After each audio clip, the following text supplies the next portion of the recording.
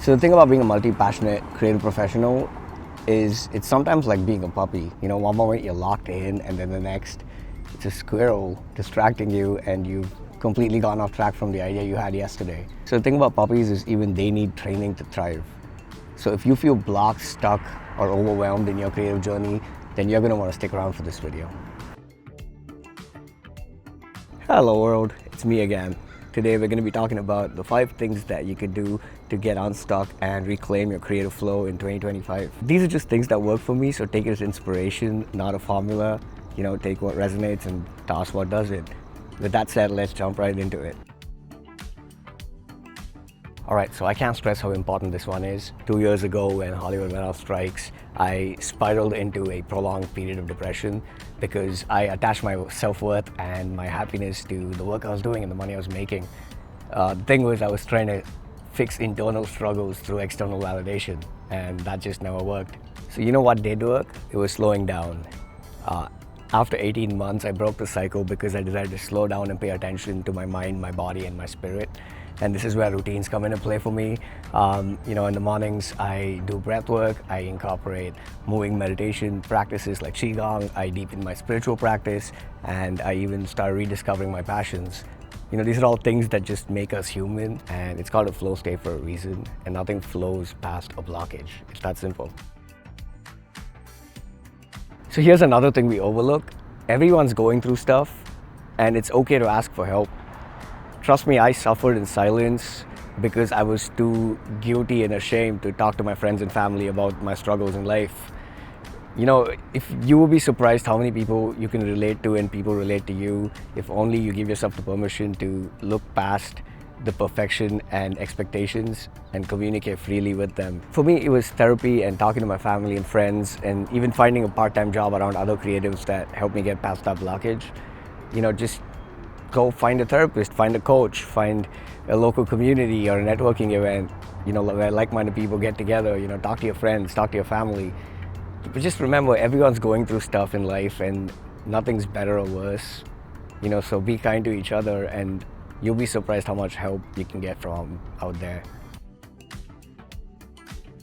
Okay, so here's another thing that I've spoken about in my past video about the evolution of creatives in 2025. I'll leave a link below if you haven't watched it. But yeah, if you know, finding people in community is one end of the coin, finding tools and workflows to make life efficient is the other side of it. And AI tools are just designed to help us make life better and free up time so we can focus on those other things we just talked about. Personally, I use ChatGPT for anything from research to execution if it involves language or writing. I also use other efficiency tools that you can find, but I will go into those in my next video, which is going to be about the top 10 AI tools that I use as a creative professional. But right now, let me just tell you, don't let words like prompts sound big and scary, because like anything in life, the more you play around, the easier it gets. So new ideas only come when we get out of an old mindset. So this means constantly learning and expanding our skill sets and tools and knowledge in general. There are many platforms that offer discounts or free trials that you can learn all sorts of subjects at, and these don't even have to be directly related to your craft or what you're doing. You know, any kind of learning always helps us enrich our ability to tell stories and to share and create new content of any kind. So, you know, keep learning, because if you don't, you're going to put an expiration on yourself. So this one's probably the most important. If you're not having a good time doing what you're doing, then you shouldn't be doing it anyway. You know, I changed the content I consumed and started paying more attention to my mind and body and replaced negative self-talk with gratitude. And before I knew it, everything started becoming so much more joyful. It's pretty simple. If you're not enjoying what you're doing, then change that channel, eat something different, get off the couch and go for a walk. You know, just have fun and be in the groove. You know, everything else will just happen if you're feeling good.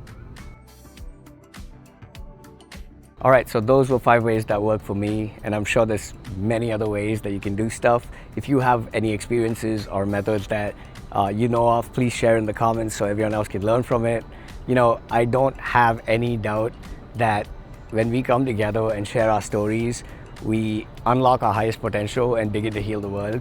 And that's exactly why I started this channel, my newsletter, even coaching other creatives who feel blocked or overwhelmed. Okay, so as always, I hope you guys took something from this video. Subscribe to my newsletters, to the channel, reach out to me directly, whatever you feel called to. I'm always happy to respond and be connected to everyone else. Thank you guys so much for continuing to support this channel. I really appreciate every one of you. I will see you again, and have a good time, and don't stop sharing your stories.